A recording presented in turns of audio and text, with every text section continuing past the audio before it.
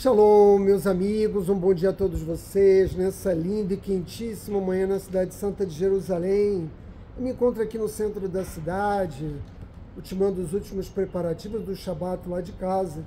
E como eu tenho feito ao longo dos anos, sempre procuro aqui em meio ao caos urbano um pequeno refúgio de paz e tranquilidade, onde eu possa compartilhar com vocês um pouco mais da imensa sabedoria da Torá. E encontrei aqui, entre prédios, esse lugar.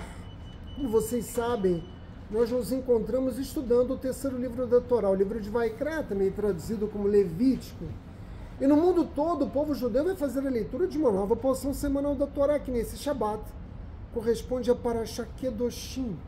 A Parashá Kedoshim tem no seu interior um mandamento divino dentre os 613, que é considerado por alguns dos nossos sábios como um mandamento que é capaz de capturar toda a essência da Torá. Pelo menos é isso que Hillel nos ensina por meio do Talmud, quando questionado por um gentio como ele seria capaz de ensinar toda a Torá apenas no período em que esse gentio se encontrasse sobre uma única perna. Hillel disse a esse gentio: aquilo que é odioso para você, não faça ao seu próximo. E isso expressa bem o significado interpretativo desse mandamento que está contido na Parashá Kedoshim. Mas antes de eu mencioná-lo em Vaikra 19:18, me permito estender a vocês um convite para que vocês se inscrevam no nosso canal no Instagram. Eu vou deixar aqui no primeiro comentário o link para que aqueles que desejam possam acompanhar as nossas publicações também no Instagram. E está dito lá na Parashá Kedoshim: ame o seu próximo como a si mesmo, eu sou o Senhor. Nunca nos esqueçamos da segunda parte desse mandamento positivo. E todas as vezes que nós, que dedicamos as nossas vidas ao estudo da Torá, chegamos nesse passuque e nos perguntamos, é a pergunta evidente que qualquer pessoa faria, mesmo que ela não seja um estudioso da Torá: será mesmo possível que eu seja capaz de adquirir as qualidades morais, a sensibilidade pessoal, capaz de me fazer amar ao próximo como eu amo a mim mesmo, ainda que remotamente é realístico presumir que eu sou capaz de verdadeiramente amar o meu próximo como eu amo a mim mesmo? Essas duas perguntas, esses dois questionamentos são um ponto de partida para que nós possamos interpretar o mandamento divino, porque nunca é demais dizer, a Torá não é auto-explicativa. Isso significa que nós não podemos interpretá-la com literalidade. É preciso buscar entre os sábios do povo judeu a interpretação que nos ajuda a entender como cumprir adequadamente o mandamento que o Criador nos entregou no Sinai. Mas, Átila, por que é tão difícil que o ser humano se comporte de tal modo que realmente ele possa amar ao próximo como a si mesmo? Ou seja, que qualquer pessoa que esteja na rua, que ele não conhece, que ele jamais vai conhecer, pela qual ele não tem nenhum vínculo, nem emocional, nem político ou ideológico, ele desenvolva por essa pessoa um amor tão profundo ao ponto de reconhecer que ama essa pessoa da mesma forma que ama a si mesmo. Vejam, a dificuldade se encontra no fato simples de que nós vivemos as nossas vidas 24 horas por dia, mas nós vivemos aqui, dentro do corpo físico, desse corpo que o Criador nos deu, para que nossa alma pudesse vir ao mundo físico, né? Adquirir méritos, mas sobretudo qualidades morais, para que nós pudéssemos desenvolver as midot, os traços de personalidade que a nossa identidade espiritual ainda não foi capaz de reunir na nossa experiência existencial.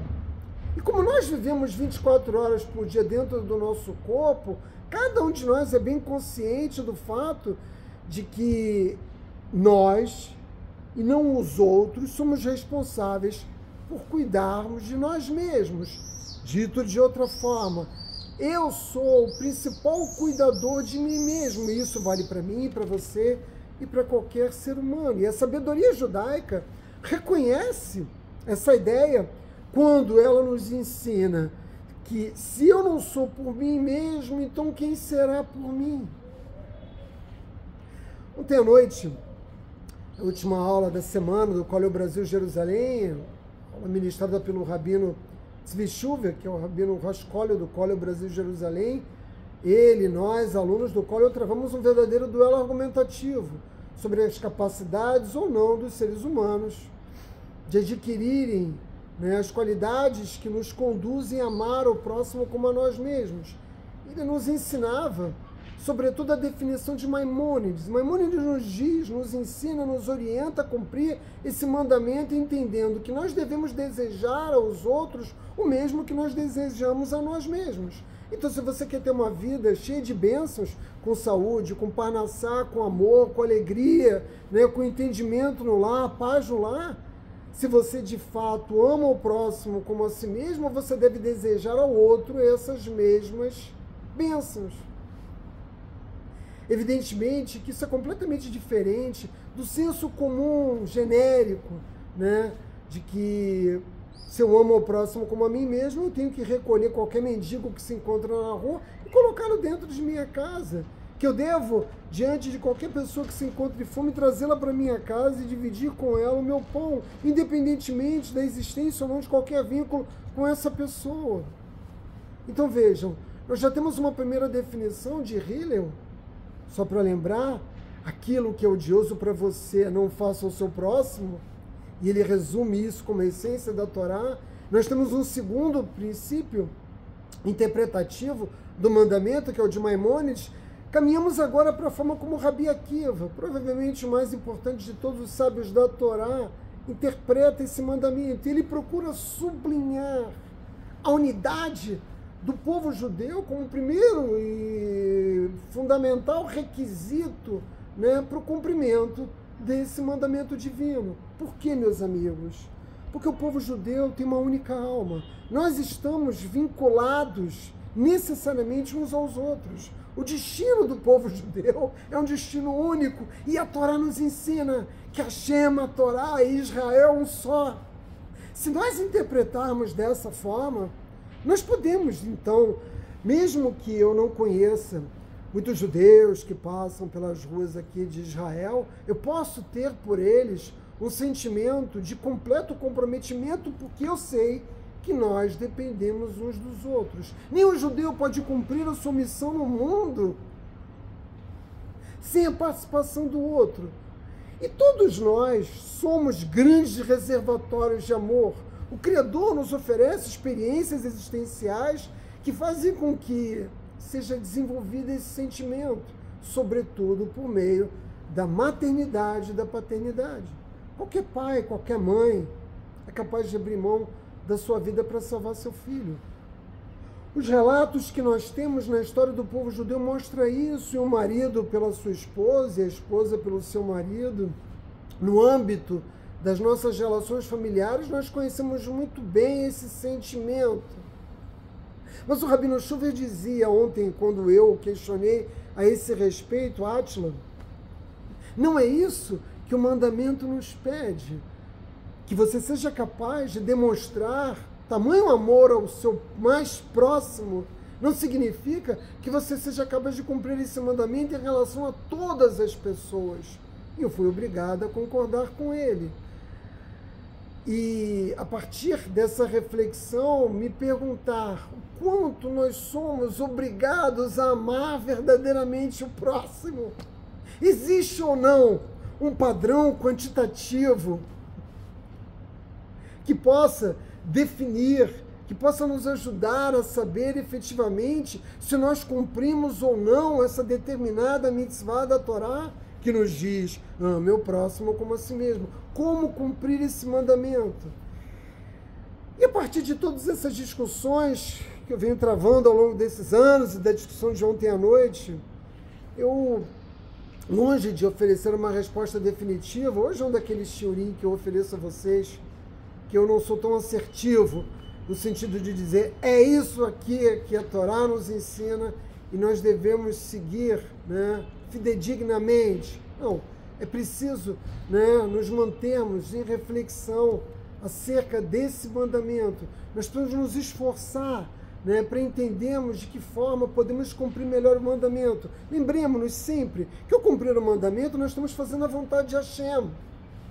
E eu, refletindo sobre isso ontem à noite, entendi, e é isso que quero compartilhar com vocês, que a chave para o cumprimento desse mandamento está em aprender a ver os outros como sendo tão reais como nós mesmos. Os nazistas só tiveram êxito em massacrar 6 milhões de judeus depois de tirar a nossa humanidade. Toda a política, né, nazista, por meio da sua publicidade, era dedicada ao quê? A qualificar os seres humanos como animais. Eles literalmente retiraram a nossa humanidade. Não é difícil entender, portanto, porque no interior da sociedade alemã, como eu chamava a atenção no último vídeo, tão sofisticada, tão requintada, tão progressista, foi possível que nós fôssemos assassinados em campos de extermínio. Ou seja, se nós não somos capazes de ver outra pessoa como alguém real e não apenas como extra, né, como um figurante no filme da nossa existência, nós nunca vamos ser capazes de realmente de amar ao próximo como a nós mesmos, independentemente da acepção que os diferentes sábios do povo judeu nos oferecem como interpretação da Torá. E aí você vai dizer, mas isso eu posso fazer, Átila? Eu posso ver cada ser humano que existe no mundo como uma realidade independente, como uma realidade autônoma. Eu posso reconhecer que ele existe. Ou seja, eu sou capaz, né, de me desligar da minha própria existência, dessa existência que eu mencionava há pouco, como uma existência de 24 horas, reconhecer a existência de outra pessoa. E eu pergunto, será mesmo? Será que cada um de nós anda por aí, na rua, nos lugares que frequenta, no trabalho, na escola e mesmo no âmbito familiar, com a sensação, né, de sermos verdadeiramente o único protagonista de nossa existência, como no show de Truman,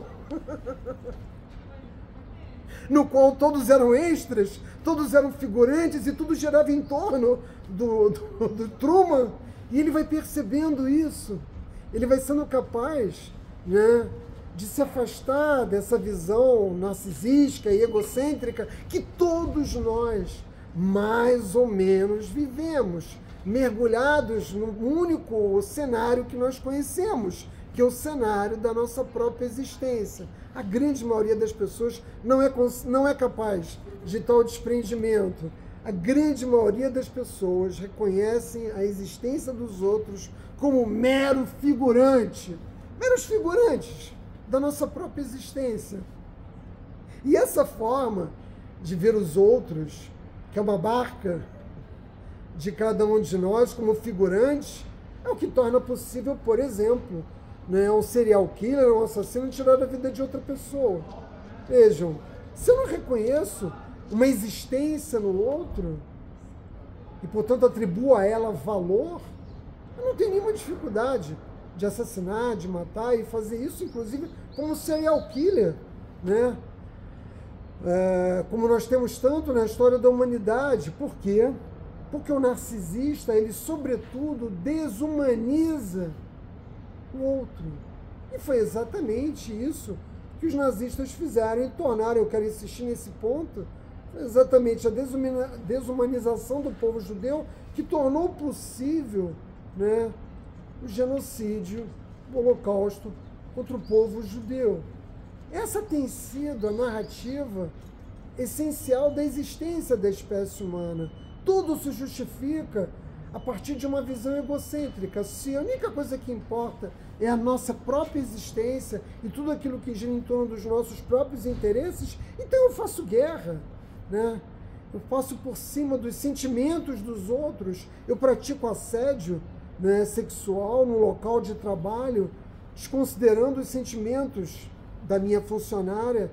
Eu pratico todo tipo de mal que é possível de um ser humano praticar contra o outro, porque eu não reconheço a existência do outro.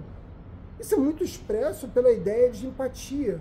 Mas empatia pela dor e o sofrimento do próximo só pode existir se esse pré-requisito anterior está contido, ou seja, nós reconhecemos que cada ser humano tem uma existência independente, uma existência autônoma. Ele também tem uma vida de 24 horas dentro do seu próprio corpo. Cada um de nós, né, que somos capazes de reconhecer que todos temos uma vida independente, nós evitamos cometer danos contra os outros. E, sobretudo, entendemos que as pessoas não existem para nos agradar. As pessoas não existem para nos aplaudir.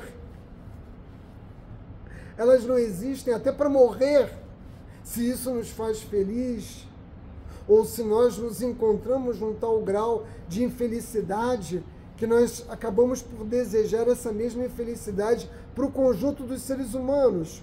Quando a Torá nos ensina o conceito, e por isso eu chamei a atenção do fato de que a segunda parte do mandamento não deve ser ignorada, quando a Torá nos ensina o conceito de eu sou o Senhor, teu Deus, nós devemos entender o quê? Que nós somos criados à imagem dele. O Criador, e eu já falei isso tantas vezes aqui, o Criador imprimiu na alma humana uma parte de si. Então nós somos seres divinos. Cada ser humano é um ser divino. E isso a sabedoria judaica nos oferece como interpretação. Se nós entendemos que existe divindade em cada ser humano, nós passamos a ter por esses seres humanos um respeito em todos os aspectos da existência que nós não temos quando nós não reconhecemos a existência do outro e não conferimos a ela o sentido de divindade. Ou seja, cada um de nós possui uma centelha divina, cada um de nós carrega dentro de si uma parte do Criador. E essa é a única forma de nós sentirmos que o assassinato, ou mesmo o roubo, ou qualquer crime cometido contra uma outra pessoa, não é uma opção meramente razoável, não é uma opção aceitável. Ou seja, eu reconheço a existência do outro. E como nos ensina Hillel, não faça aquilo que é odioso para você ao seu próximo.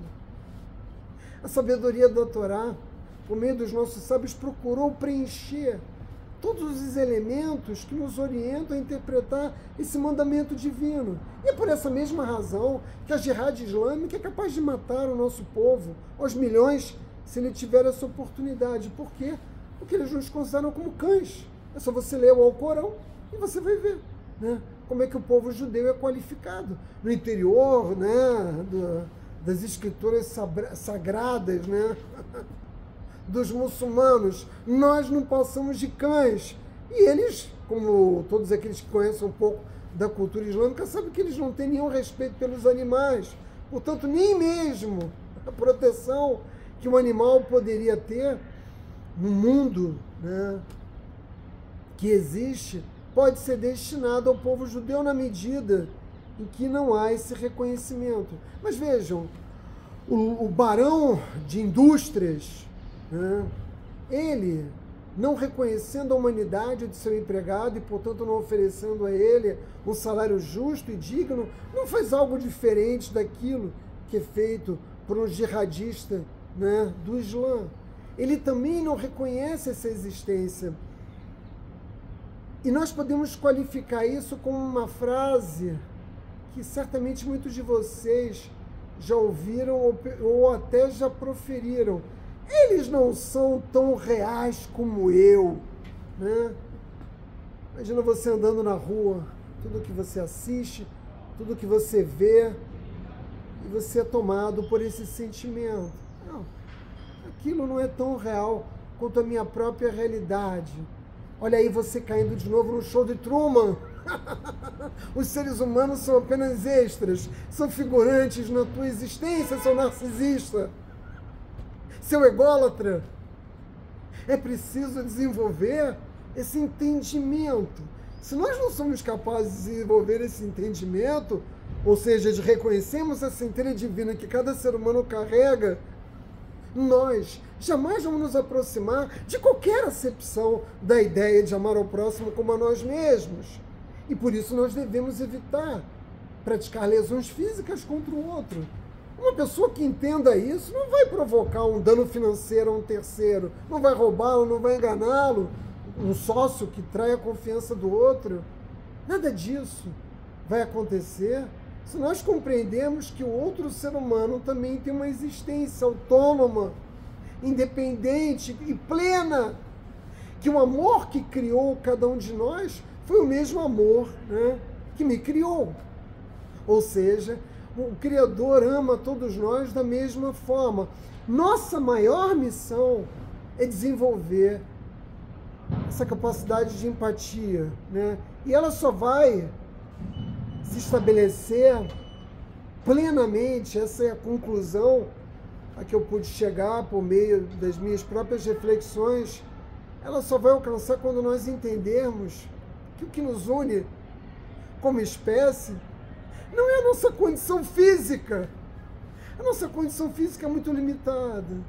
Os recursos que ela nos oferece é muito limitado. Mas quando nós entendermos que nós fazemos parte de uma mesma espécie de natureza espiritual, aí sim nós podemos avançar na direção de amar o próximo como a nós mesmos. Por quê? Porque na esfera espiritual não existem limites. Não existem limites de recursos para que nós possamos exercitar plenamente esses sentimentos. Uma pessoa que não reconhece a existência de si mesmo como ser espiritual e que ama o Criador acima de tudo, não é capaz de amar o próximo como a si mesmo. Dito isso, eu quero concluir que todos nós mereçamos amar ao nosso semelhante, não como um extra, não como figurante, mas como pessoas reais, que é o que cada um de nós é, meus amigos. Shabbat Shalom.